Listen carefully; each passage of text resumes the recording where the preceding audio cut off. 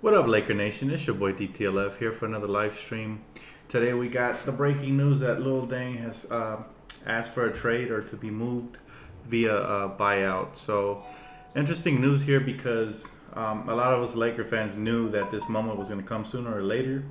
I was trying to off-put it for later on simply because I didn't want, any distractions or anything like that. So I just think this is coming at a bad time.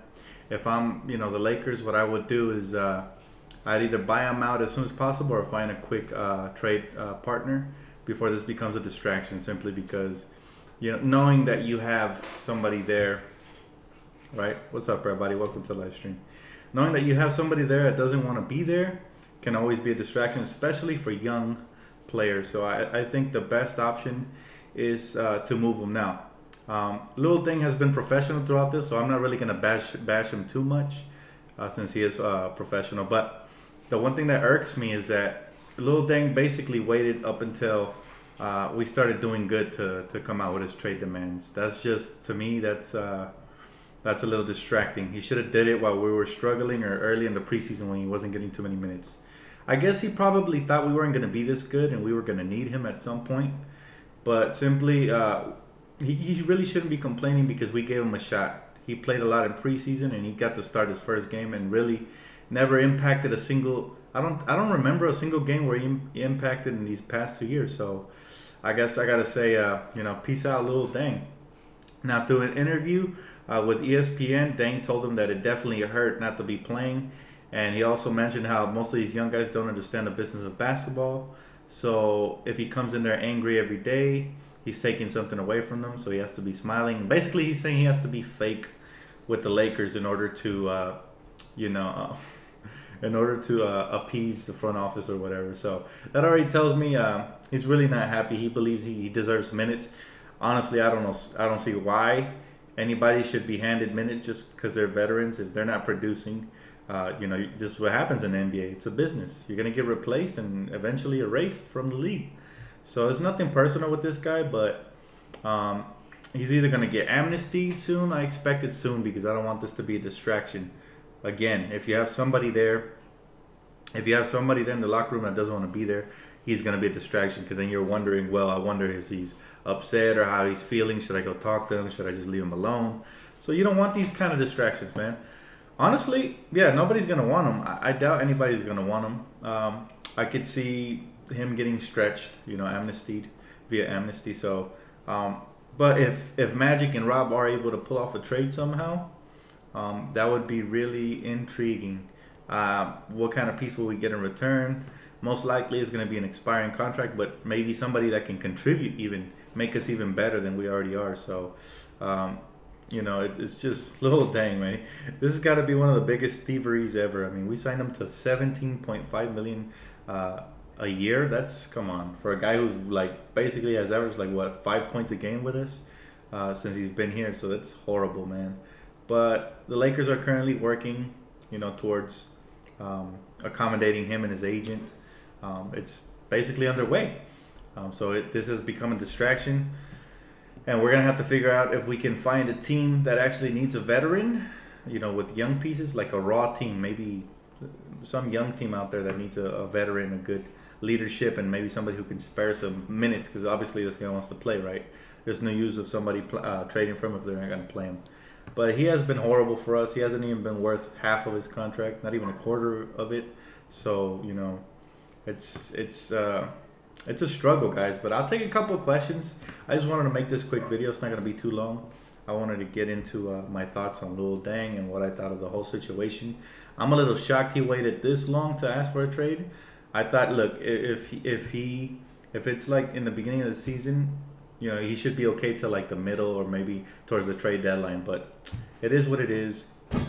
Luol Deng is going to be tough to unload unless there's some desperate team out there in need of veteran leadership. But even then, I mean, there's not much to sell on Luol Deng.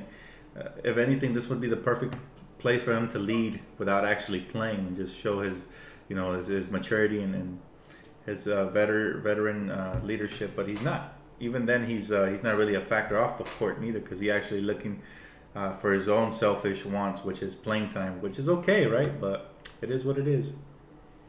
Nobody wants that contract unless it's overseas. I think he should get ready for the big three at this stage of his career. I really don't see him. He should have just keep his mouth shut. He's pulling off one of the biggest heists in the history of Laker basketball. So I don't remember the last time we gave away that much money other than Mozgov to some subpar player. Some people are suggesting trades. Let's see. Let's read off some of these trades. Deng plus Jordan Clarkson draft pick for Bledsoe. I really don't want to give up a draft pick and Jordan Clarkson, who's playing really well for us off the bench, for maybe somebody else who's not going to be happy coming off the bench. So I say no to that. Deng and Randall and JC for Jabari Parker. That's way too much for an injury-riddled player. I wouldn't do that neither, Jonathan. Personally, me, but yeah, he can play for Ice Cube. That's right. Trade Deng for Nick Young. No, I don't want Nick Young anymore. He's so immature, guys. We finally have a young, mature team that is locked in on both ends of the floor, and it's not goofing around all the time. So I'm happy with that. Deng and Julius Randle. For who? Jahlil Okafor for Deng and Bogut and a second-round pick. I wish that was enough to get, to unload that contract, but no. They're going to want more in Philadelphia. Remember the Steve Nash deal? But even Steve Nash put in a solid, 40 games for us in his career. That wasn't as bad as Deng. Deng probably has played maybe one good game in his entire career here with us. So it's been all bad with Luol Deng.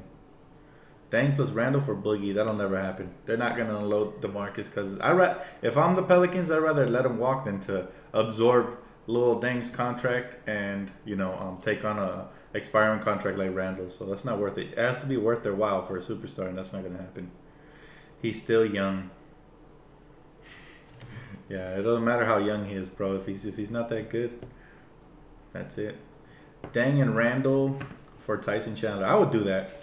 If the Suns want to get that, I would get that done. Tyson Chandler's still very serviceable. He can still rim protect, so I would. That's actually not a bad suggestion. Don't trade Zubats. I agree. Still raw. Kristaps. No. Deng and Zubats. No. Deng and Bogut for Hot Cheetos. I'll take it. Anything to unload Luol Deng, man. Luol Deng for Vince Carter. I'll take that too. Vince Carter can still play. Let me guess. You want Randall or Clarkson traded with Deng, huh? Nope. I don't want either of them traded, but I'm just taking suggestions. I'm wondering what you guys are thinking about the situation. Personally, me, I'd probably just amnesty him because I don't want to lose a young prospect. That's just the way I look at it, but we'll see how Magic and Rob are doing. It's going to be interesting to see how they handle the situation. This is the first time in their careers they manage a disgruntled player like Luol Deng. So this is actually a little bit surprising. I thought he'd be happy just stealing money from us, but I guess he's not happy. He wants to steal money and get some undeserved playing time. So it is what it is. Luckily for us, he's still keeping it professional. Hasn't really messed with the chemistry, so that's a plus. Deng in a future second for any expiring contracts. I'd do that. But we'll see what happens, guys. I'll keep you guys updated here. There's not really much to talk about as far as Luol Deng goes, unless we pull off a trade. Then this stream would go a lot longer. But I just wanted to make a quick video, man.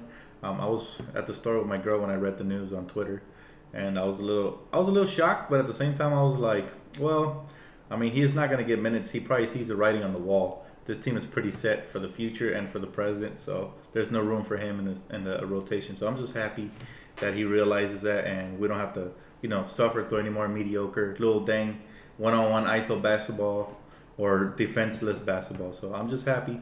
Whatever happens, happens. Anyways, that's going to cut it for me, guys. Leave a comment, like, subscribe. Thank you guys for tuning in really quick. Just a quick little video, man. Wanted to keep you guys updated and posted on the Luol Deng situation and the Lakers. Like I said, hopefully, we're able to just handle this quickly and it doesn't become a distraction. Anyways, I'll catch you guys on Wednesday. I'll be doing pregame right before the Boston Celtic game.